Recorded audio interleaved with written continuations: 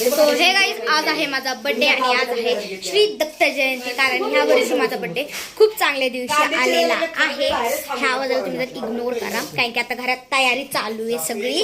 ही आहे आमची चिल्लर पार्टी गँग.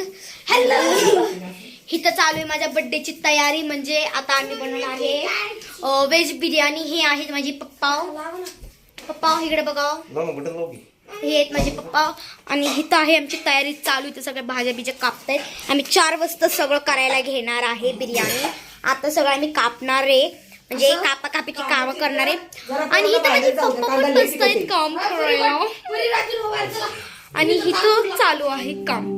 ही आहे माझी मम्मी, ही आमची चिल्लर पॅरेटी गँग आणि हे आमच्या शेजारची काकू. Oh my God.